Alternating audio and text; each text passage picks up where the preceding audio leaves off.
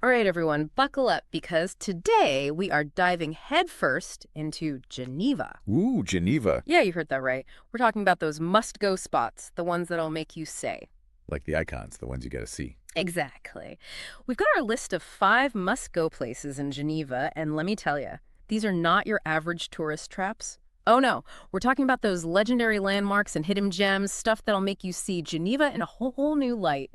And to help us unpack all the awesomeness, we've got our expert here ready to spill the tea. I am so ready. Geneva is incredible. All right, so let's kick things off with a bang, or should I say, a spray. First up, the Jet d'eau. Now, I've heard this thing is iconic, like one of the tallest fountains in the world, but It is. sometimes iconic gets thrown around a lot. So what makes this fountain so special? What's the story here? Okay, so picture this, right? You're just chilling by Lake Geneva, enjoying the view, the vibes, and suddenly, bam, this massive plume of water just explodes into the air. Whoa, really? Oh, yeah, it's taller than the Statue of Liberty, just this crazy display of, like, raw water power. It's incredible. That's nuts. Okay, that's way more impressive than any sprinkler I've ever seen. But hold on, I gotta ask. It wasn't always meant to be this, like, grand spectacle, was it? You're right, it wasn't. It actually started as a safety valve, believe it or not. What? Yeah, back in the 1800s for the city's hydraulic power system. It's a fascinating story of how something purely functional turned into, like, the symbol of Geneva. It's visible from almost everywhere in the city. Oh, wow. Talk about a glow up, right? From a safety valve to a star. And they light it up at night, too. Really? So they really lean into it. Oh, yeah, it's spectacular. I love it. Okay, next on the list, we're going from a water show to, well, let's just say, the world stage, the United Nations office in Geneva. And get this, we're talking about actual historical artifacts in a place that's basically synonymous with global diplomacy. I mean, talk about a power combination. Yeah, it's incredible. It's not just seeing artifacts, you're seeing history. You can practically, like, reach out and touch.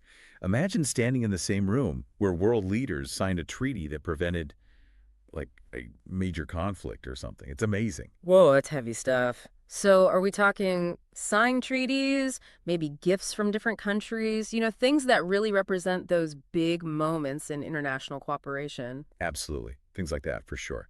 The UN office in Geneva, it's been a hub for diplomacy for a long time, even before the headquarters moved to New York. Wow, yeah, that's right. I'd forgotten that. So we're talking about some serious history there. Oh, absolutely. And it's all right there in front of you.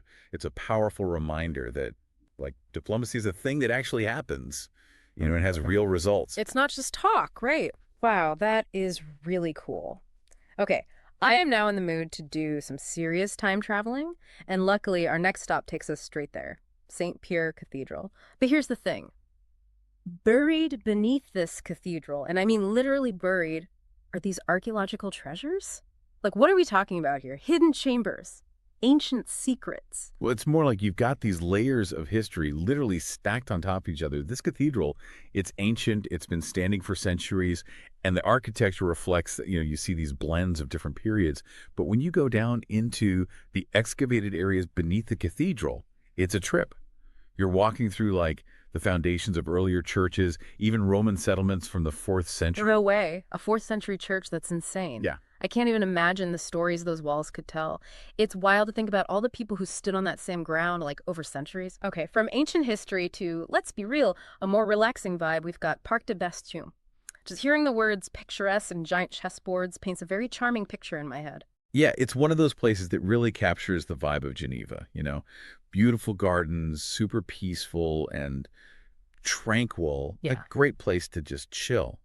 But then you've also got this layer of history woven in, like with the Reformation Wall.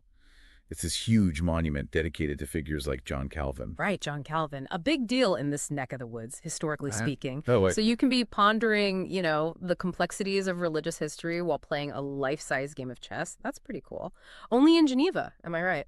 And speaking of things that require a ton of intricate detail and have this rich history behind them, our final stop takes us to the Patek Philippe Museum.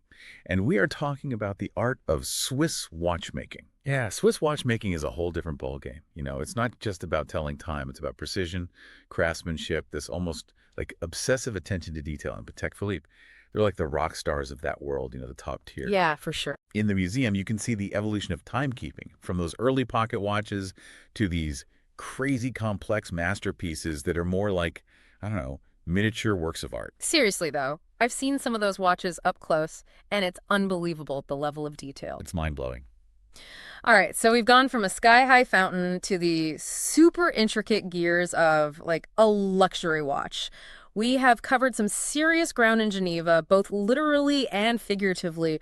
What a trip. It really makes you think, though, what aspect of Geneva is calling to you most? Is it that mashup of history and modern life, the international scene, or maybe all those hidden layers just waiting to be discovered? It's got it all. It really does. I know what I'm adding to my travel bucket list. Geneva, you've officially won me over. It gets,